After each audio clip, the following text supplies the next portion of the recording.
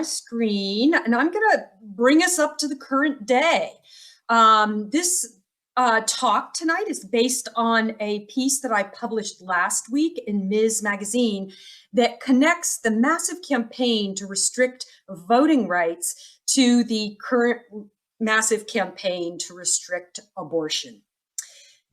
In the first 4 months of 2021, Republican lawmakers introduced 360 bills to restrict voting rights and 536 bills to restrict abortion rights.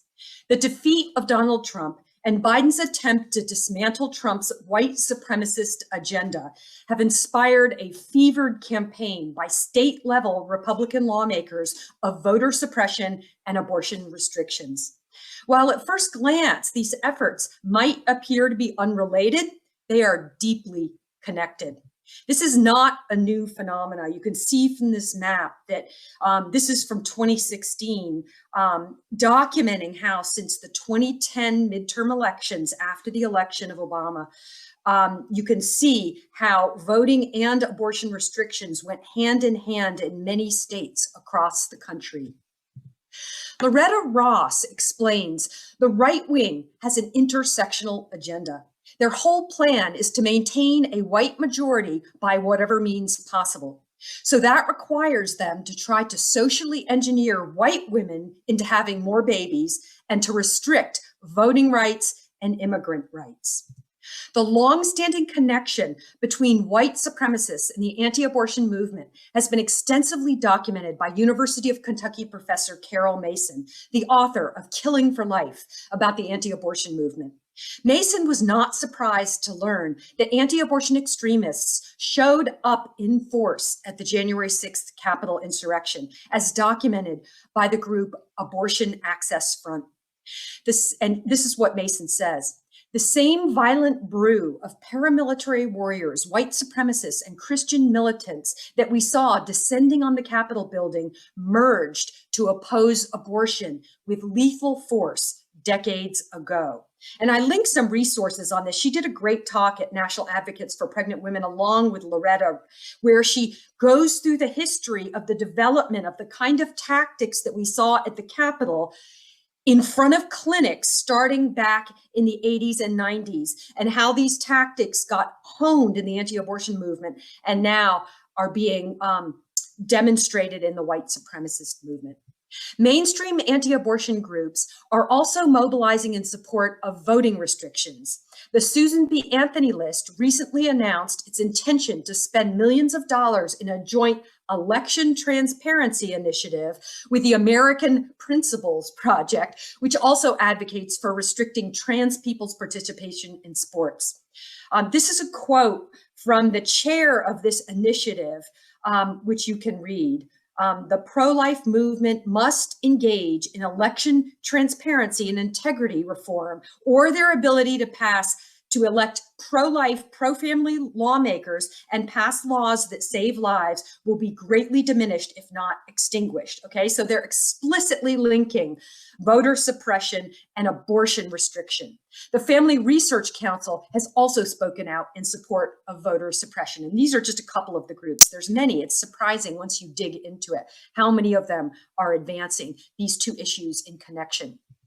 If you're convinced that Western civilization is under attack, and you're convinced that part of the decline is babies getting killed, and you're convinced that Democrats are the anti-child party, which is at the root of a lot of the QAnon conspiracies, then it's not a far stretch to say you don't want people who would vote for Democrats to have their votes counted. That's a quote from my interview with Loretta Ross for this article that I'm basing this talk off of. The strategy of pursuing abortion restrictions alongside voter suppression to maintain political power is not new. In her book, When Abortion Was a Crime, University of Illinois professor Leslie Reagan argues that one of the reasons states made abortion illegal in this country in the late 19th century was to maintain white male supremacy. At the time, birth rates among white women were declining while immigrants poured into the country. White people feared that immigrant families, many of whom were Catholic, were larger and would soon outpopulate native-born white families and threaten their political power. Hostility to immigrants, Catholics, and people of color fueled the campaign to criminalize abortion, argues Reagan. Abortion restrictions were also a response to the women's movement's increasing demand for the vote and other rights. In her book, Reagan says, physicians won passage of new criminal abortion laws because their campaign appealed to a set of fears of white native-born male elites about losing political power to Catholic immigrants and to women. States banned not only abortion, but also contraception through federal and state laws. Congress passed the Comstock laws in 1873, prohibiting the distribution of contraception and birth control information through the U.S. mails. States then passed laws restricting contraception. In the late 19th century, states also imposed a wide range of voter rights restrictions, including poll taxes and literacy tests. Many Black Americans faced threats of violence, lynching, and other scare tactics that kept them from exercising their right to vote. This combination of legal restrictions on voting and abortion, physical violence, and scare tactics have emerged again during a time of renewed challenges to white male supremacy. After the election of President Barack Obama, white supremacists again feared the loss of political power and mobilized a dual strategy to restrict voting rights and limit access to abortion and birth control. Mississippi is a case in point. In 2011, two proposed constitutional measures were on the November ballot in Mississippi. Initiative 26, declaring a fertilized human egg a legal person, and Initiative 27, requiring people to submit government-issued photo identification in order to vote.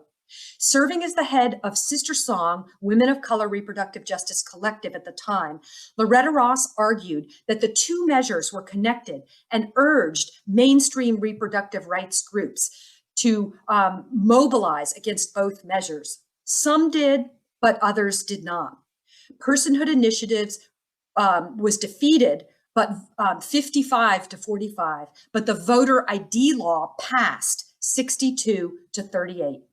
Shortly after the election, in an article for Ms. Magazine, Loretta Ross asked, what if campaigners had listened to Mississippi activists, done polling, created commercials, distributed comparable campaign literature, and put an equal amount of time to lift under the 27 initiative as we did on 26? Could we have saved the right to vote in Mississippi at the same time we saved it, at least temporarily, the right to obtain an abortion?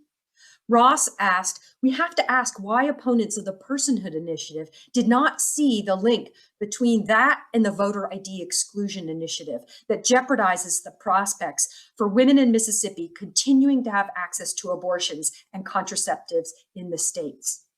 The right-wing strategy linking voting rights and abortion restrictions in Mississippi was a test run.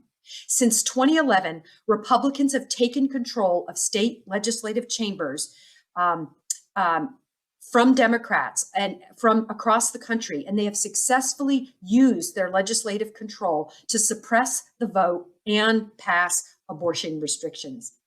That's what happened in Mississippi, says Ross when I interviewed her recently. They were able to pack the legislature with even more Republicans. Then instead of restricting abortion through a ballot initiative, they were able to do it legislatively. Voting rights and women's rights go hand in hand. If we lose voting rights, we lose women's rights. So I know I'm probably out of time, but I just, I want to share with you some links. Let me stop sharing my screen in the box. I think that all of you have done that, but I want to in particular share with you this panel discussion between Carol Mason and Loretta Ross. If you want to understand more about how the Capitol riot on January 6th, how anti-abortion activists were pervaded that activism. And a lot of, like I said, a lot of the techniques that they used that the protester used were coming out of the violent anti-abortion movement. And so this is a 45-minute discussion between Mason and Ross about those connections. I think that there's not popular consciousness about this link, and I think we've got to understand it. What Loretta said is voting rights are women's rights, and women's rights are voting rights. And so if we as feminists are not working to protect voting, we will lose all of our rights, including our reproductive rights. Thank you very much.